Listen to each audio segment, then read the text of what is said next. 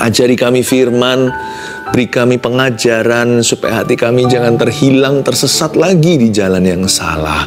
Kami ingin berjalan dalam hidup ini untuk menyenangkan Tuhan. Sucikan, kuduskan kami semua, keluarga Saat Teduh. Sampaikan sabdamu, Yesus Kristus, sembunyikan hamba di balik-Mu, di balik salib-Mu yang teguh. Dalam nama Yesus, haleluya, amin. Kita semua ingin dan rindu untuk menyenangkan Tuhan, saya percaya. Kalau nggak gitu kita nggak akan Saat Teduh bersama saat ini. Ada sebuah kerinduan, lebih dari sekedar mendapatkan yang kita butuhkan. Kita mau menjadi seperti Yesus dalam segala sesuatu. Itulah panggilan anak-anak Tuhan yang tertinggi. Saya ajak kita untuk melihat dari satu firman Tuhan, apa yang tidak disukai oleh Yesus. Itu juga menjadi tema kita hari ini, apa yang tidak disukai oleh Yesus. Kalau kita mau menyenangkan Tuhan ya, jangan lakukan apa yang Dia benci. Nah, dari pengalaman Yesus mengutuk pohon ara di Markus 11, kita pelajari sesuatu. Dan kita bisa hindari agar hidup kita itu penuh dengan buah-buah Roh Kudus. Agar kita penuh dengan buah kebenaran. Yesus mengutuk sebuah pohon. Banyak orang yang tidak mengerti cerita ini salah sangka, kok Tuhan jahat ya?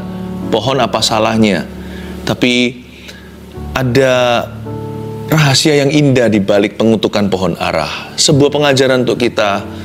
Tuhan relakan sebuah pohon binasa agar supaya kita jangan salah. Yesus mengutuk pohon ara, Markus 11 ayat 12-14, saya bacakan dulu. Keesokan harinya, sesudah Yesus dan ke-12 muridnya meninggalkan Betania, Yesus merasa lapar. Dan dari jauh ia melihat pohon ara yang sudah berdaun. Ia mendekatinya untuk melihat kalau-kalau ia mendapat apa-apa pada pohon itu. Tetapi waktu ia tiba di situ, ia tidak mendapat apa-apa selain daun-daun saja, sebab memang bukan musim buah ara. Maka katanya kepada pohon itu, jangan lagi seorang pun makan buahmu selama-lamanya. Dan murid-muridnya pun mendengarnya. Berhenti sampai sana. Nanti akhir cerita pohon ara itu ternyata kering hingga ke akarnya, kita nggak perlu bahas. Kita tahu ujungnya. Tapi yang saya mau coba untuk jelaskan agar supaya hati kita diterangi soal firman ini adalah mengapa pohon ara itu dikutuk oleh Tuhan.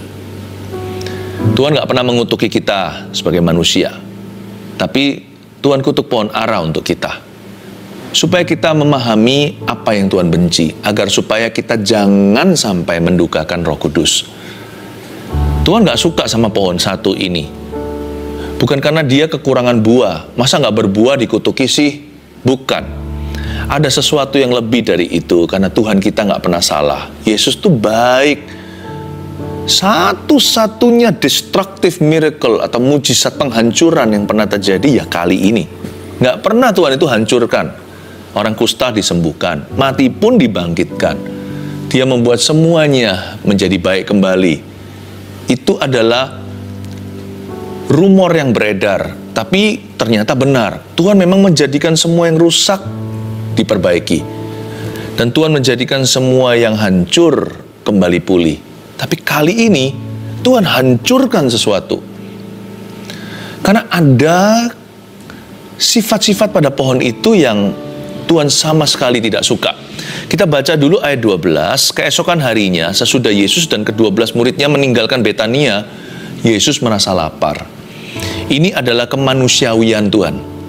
Tuhan Yesus itu anak Allah, deity, divine atau ilahi, tapi juga 100% manusia. Dia yang lahir bukan dari sperma laki-laki, tapi melalui kandungan Maria, seorang perawan. Dia adalah anak manusia 100% orang. Dia adalah Allah atau firman yang menjelma menjadi manusia. Tapi dia juga 100%, selain 100% Allah, dia 100% manusia. Dia bisa lapar di sini. Berarti Tuhan itu juga punya perasaan, hanya beda dengan manusia. Perasaan manusia itu sudah dipengaruhi dosa. Yesus tidak pernah berbuat dosa, tipu pun tidak ada di mulut atau lidah bibirnya. Yesus merasa lapar. Meskipun kita tidak boleh menganggap Tuhan itu seperti kita atau setara, karena dia bukanlah manusia. Dialah Alfa Omega, sekalipun Yesus itu adalah jelmaan firman menjadi 100% orang. Tuhan itu ilahi, namun demikian, hanya karena Dia adalah Tuhan yang maha tinggi, jangan sampai lupa kalau Tuhan itu punya emosi. Tuhan itu punya perasaan. Tuhan itu bisa suka atau bisa nggak suka sesuatu. Ada daftar hal-hal yang Dia sukai. Ada hal-hal yang Dia benci. Kalau kita mau ikut Tuhan, sekalipun Tuhan itu adalah Tuhan, Tuhan itu adalah Allah kita, kita juga perlu tanda kutip orangkan Tuhan. Maksud saya, kita jangan sampai memperlakukan Tuhan itu lebih buruk daripada kita memperlakukan orang yang kita cintai. Orang yang kita kasih aja, kalau kita hargai mereka, kita tidak lakukan apa yang mereka benci. Mentang-mentang Tuhan itu Allah yang maha tinggi, kita nggak perhatikan perasaannya. Kita menganggap Tuhan itu ada, tapi kita nggak peka. Atau bahkan lebih parah, kita menganggap Tuhan itu nggak ada. Tuhan itu hanya teori atau agama. Jangan loh ya, Alkitab mengatakan jangan dukakan Roh Kudus, itu berarti Roh Kudus bisa didukakan. Berarti ada hal-hal tertentu yang kita lakukan atau izinkan di hidup kita itu bisa membuat Tuhan sedih. Kalau Tuhan Yesus bisa lapar, berarti Tuhan bisa sedih. Sekalipun sekarang Yesus nggak bisa lapar lagi, karena Dia telah bangkit. Dia telah kembali pada kemuliaannya sebelum dunia diciptakan. Tapi Yesus yang tidak bisa lapar lagi sekarang, masih bisa sedih. Rohnya bisa berduka. Ada hal-hal yang Dia benci yang harus kita hindari secara sengaja, apapun harganya. Dan pohon ara ini menjadi suatu cermin atau kaca, menjadi kaca untuk kita bercermin, melihat apa yang Tuhan benci pada pohon ara itu sehingga Tuhan kutuki. Mari kita selidiki dulu pohon ara itu adalah pohon seperti apa. Dia adalah tanaman yang berbuah ketika berdaun. Paham maksudnya? Pohon ara adalah sebuah pepohonan. They only have fruits when they have leaves. Jadi, kalau kita mau tahu apakah pohon ara itu ada buah, lihat dia ada daun nggak? Atau saya balik, kalau pohon ara itu berdaun, dia pasti berbuah. Tapi ternyata nggak begitu kasusnya. Ayat 13, dan dari jauh, Yesus melihat pohon ara yang sudah berdaun. Ingat apa kata saya tadi? Kalau dari jauh Yesus melihat pohon ara yang sudah berdaun, udah so pasti dia berbuah. Ada daun, ada buah. Itu udah hukum alamnya. Tetapi ketika Yesus mendekati untuk melihat kalau ia mendapatkan apa-apa pada pohon itu, tetapi waktu ia tiba di sana, ia tidak mendapati apa-apa selain daun-daun saja. Poin pertama ya, saya kasih ya, Tuhan sangat tidak suka ini. Catat, pemberi janji atau harapan palsu. Tuhan nggak suka. PHP itu nggak suka sekali, karena Tuhan bukan begitu. Tuhan nggak pernah memberi kita harapan lalu berkata, just kidding. Tuhan tidak pernah memberi kita janji lalu Dia nggak niat genapi. Hanya karena janji itu belum digenapi tepat dengan waktu kita, bukan berarti itu nggak akan indah pada waktunya. Tuhan itu selalu tepat pada waktunya, karena Dia yang paling tahu apa yang baik dan benar untuk kita. Tapi yang Tuhan tidak suka adalah orang yang suka mengumbar janji, tapi nggak pernah genapi. Makanya itu orang kalau penuh Yesus juga akan tepat waktu.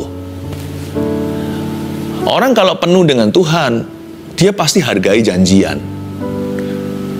Sudahlah, dari mana kita tahu pohon itu apa kalau bukan dari buahnya? Meskipun kita tidak diselamatkan oleh perbuatan loh ya. Kita diselamatkan oleh iman, tapi iman tanpa perbuatan adalah mati. Iman itu pasti berujung pada perbuatan. Gak ada orang minum racun tidak berbusa mulutnya atau meninggal dunia kalau racunnya kuat. Tuhan itu kuat. Kalau kita terima Tuhan, pasti ada buah. Tuhan tidak suka pemberi janji atau harapan palsu. Pohon ini false advertising. Dia reklame yang menipu. Yang kayak begini bisa disu dalam bahasa Inggrisnya atau bisa dituntut. Dia menjanjikan begitu, ternyata beda. Dia janjikan begini khasiatnya, tidak terjadi. Bahkan kalau perlu ingredients atau ininya, apa namanya yang tertulis di belakang itu loh, ya terbuat dari apa, itu semuanya hoaks ternyata. Itu bisa dituntut loh, dibawa ke hukum. Tuhan dari jauh melihat pohon ara itu sudah berdaun. Sudah rahasia umum di Israel. Berarti itu ada buahnya, tapi ke sana nggak dapat apa-apa. False advertising. Makanya itu sama Tuhan jangan pernah janji palsu. Kalau Anda pernah bernasar, tepati. Lebih baik nggak bernasar daripada bernasar dan tidak menepatinya. Jangan pernah berjanji.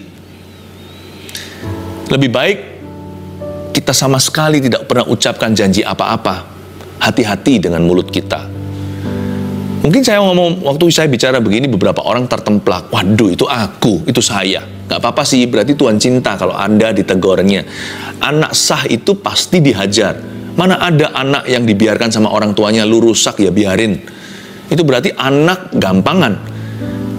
Tapi kalau Anda anak tulen Tuhan Yesus pasti akan menegur. Ya udah nggak usah tertuduh selama-lamanya, minta ampun sama Tuhan, pernah mengucapkan itu, dan hati-hati lain kali jangan umbar janji. Jangan memberikan harapan palsu. Ya, sama manusia sesama juga sama sih. Tapi kan saya nggak bicara sama Tuhan, kan saya bicara sama teman saya. Kalau Anda berkata hari Rabu Anda mau kembalikan sesuatu, balikin hari itu. Anda berkata ini pasti aku kembalikan, misalnya itu pinjaman, jangan lari dengan barang orang. Demikian juga dengan uang. Karena uang itu sama dengan waktu. Waktu mereka bekerja, itulah imbalannya. Jangan Anda mencuri waktu orang lain. Jangan pernah kita janji sama manusia kita nggak tepati. Karena Tuhan melihat itu sebagai janji kepadanya. Ingat nanti di akhirat ada orang tertentu berkata, kapan Tuhan telanjang aku tidak memberi pakaian? Kapan Tuhan dipenjara aku tidak kunjunginya? Kapan Tuhan Yesus lapar aku tidak memberinya makan? Tuhan berkata, yang tidak kau lakukan terhadap salah satu dari orang yang hina ini, kau tidak lakukan untuk saya. Enyahlah, hai pembuat kejahatan. Jadi Tuhan itu sangat personal sekali. Bagaimana kita itu bisa mengaku kita cinta yang tidak kelihatan kalau kita tidak bisa mengasihi yang kelihatan. Tuhan paling gak suka sama pemberi harapan palsu. Orang-orang yang janji-janji melulu, termasuk janji nikah.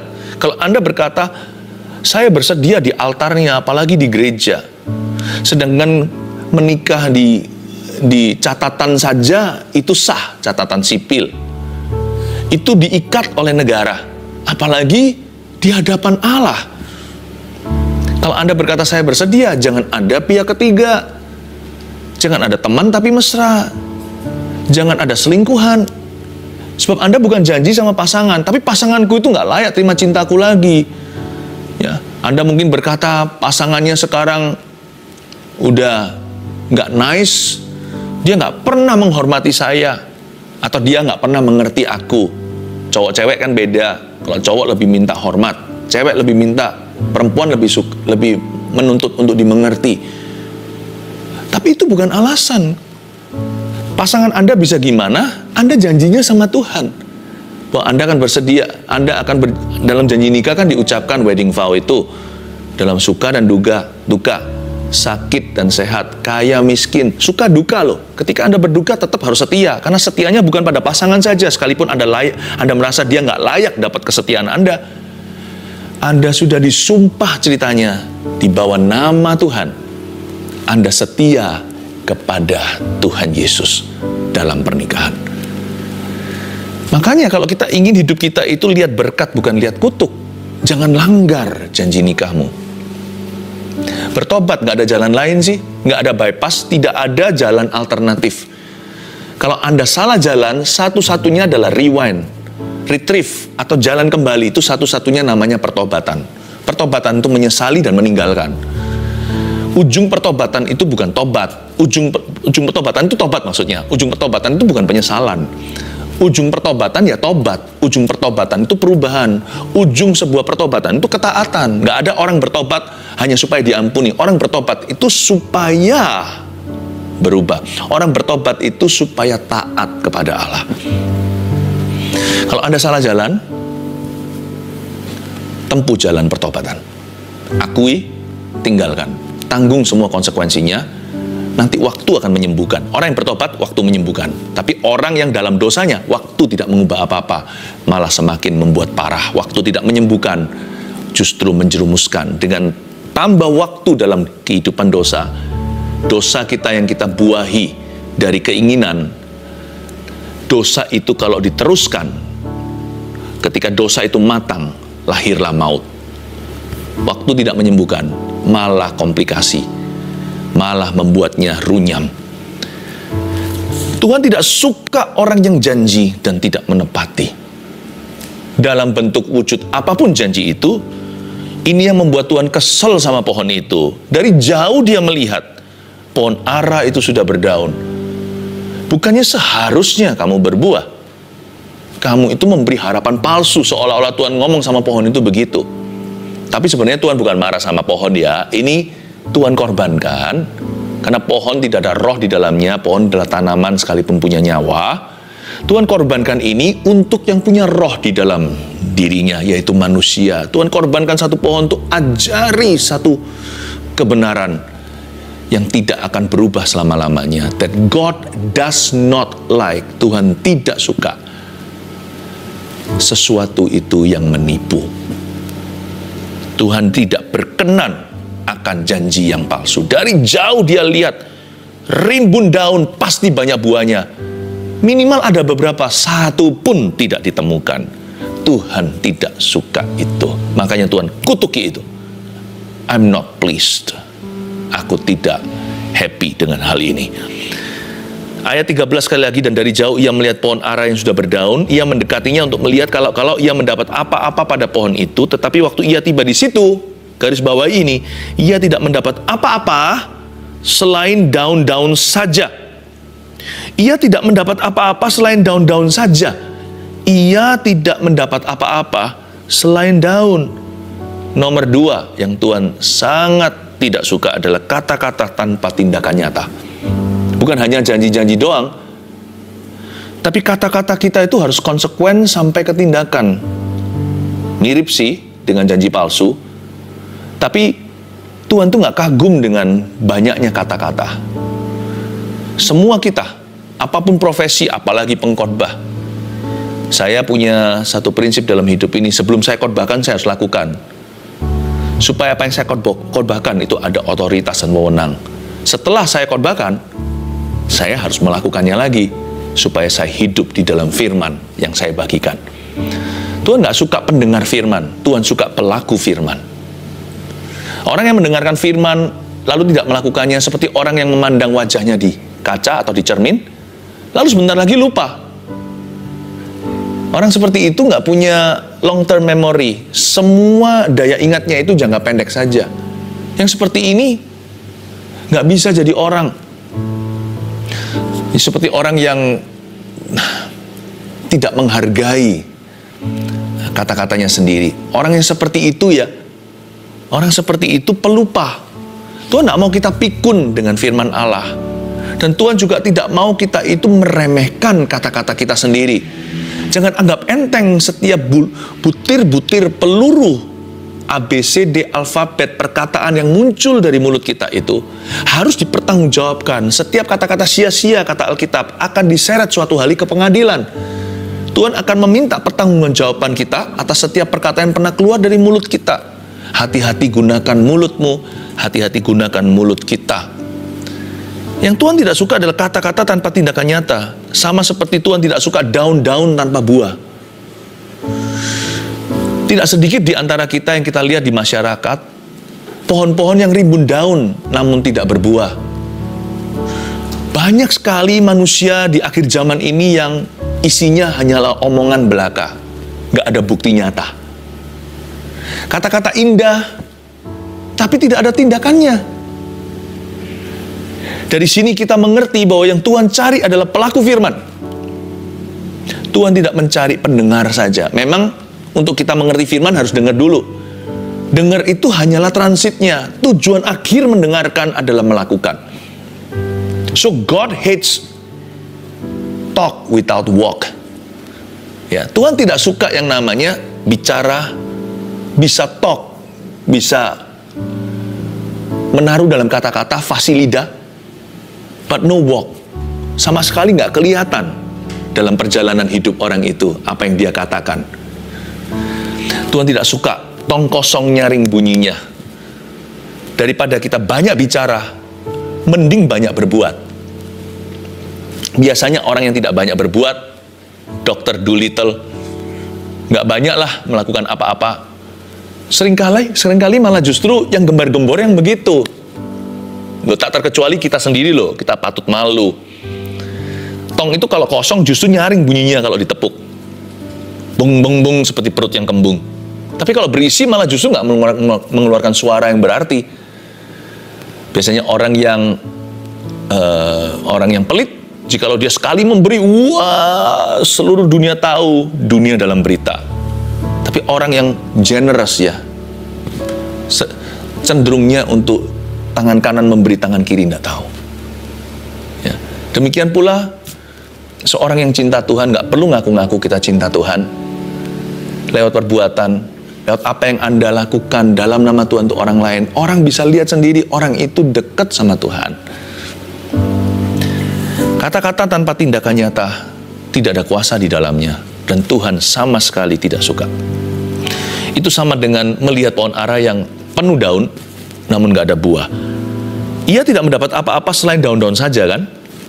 Sebab memang bukan musim buah ara. Nah di kalimat inilah kita bisa berpikir, kok gak fair ya Tuhan kutuk pohon ara. Kan pohon ara itu memang sekarang bukan musim buahnya. Nah gini loh, untuk bisa mengerti, memahami cara berpikir Tuhan.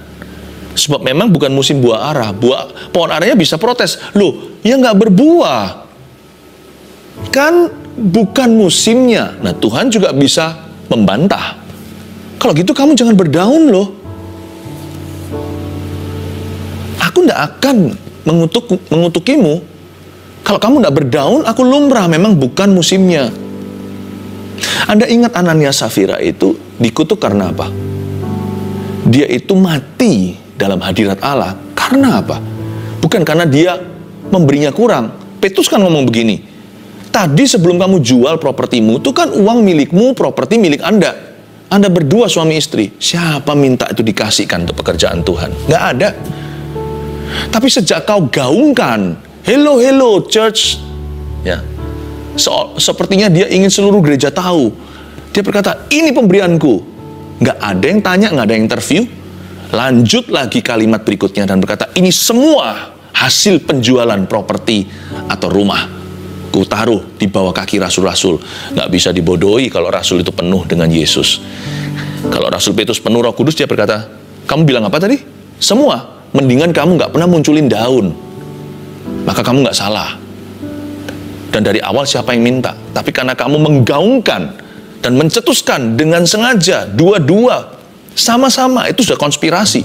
Berkata, ini 100% hasil penjualan, ku taruh di bawah kaki. Semua orang tepuk tangan.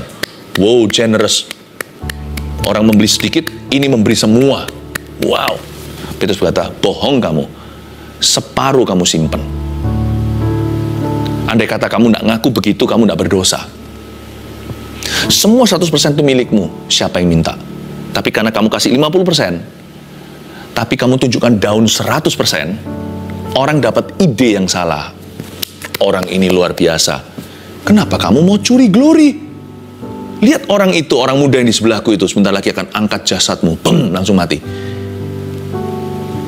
Pasangannya satunya lagi, istrinya berikutnya, yang suami dulu yang dipukul Tuhan. Selalu kan pria sebagai kepala keluarga ditanyai, betulkah ini 100% penjualan? Kasih kesempatan kedua, Tuhan itu baik. Lewat Petrus memberi dia kesempatan.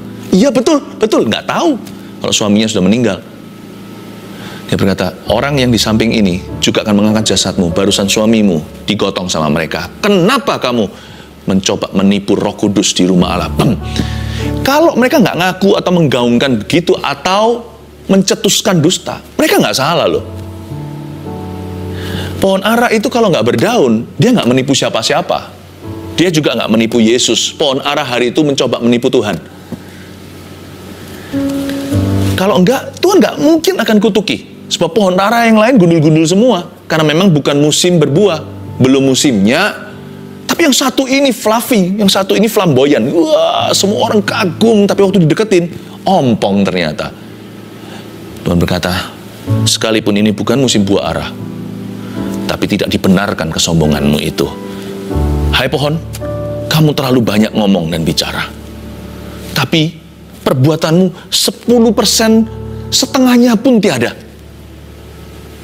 Tindakan nyatanya itu loh, jauh daripada pengakuannya.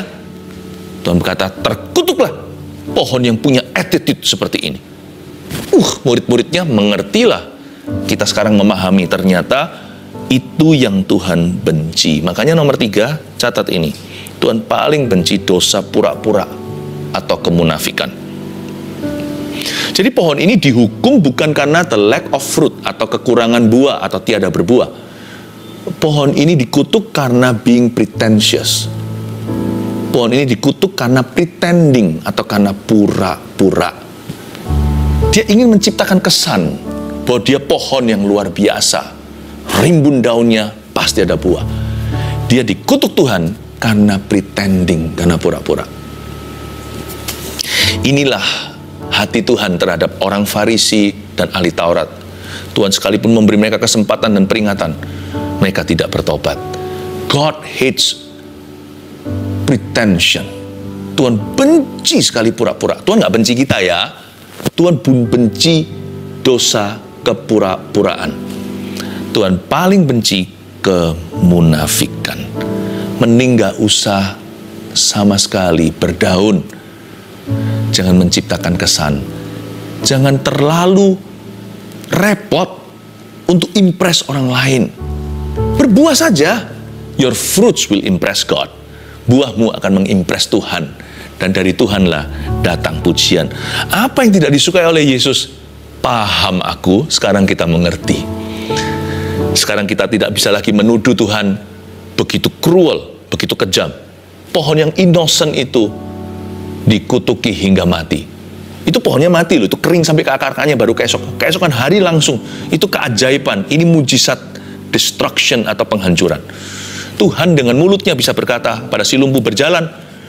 Tuhan bisa dengan satu patah kata mengusir setan dari jauh. Tuhan bisa sembuhkan hamba seorang perwira, anak seorang kepala rumah ibadat, bangkitkan dari mati dengan sepatah kata. Dengan sepatah kata Tuhan bisa ucapkan kutuk dan membunuh pohon yang angkuh. Tahukah Tuhan itu maha kuasa?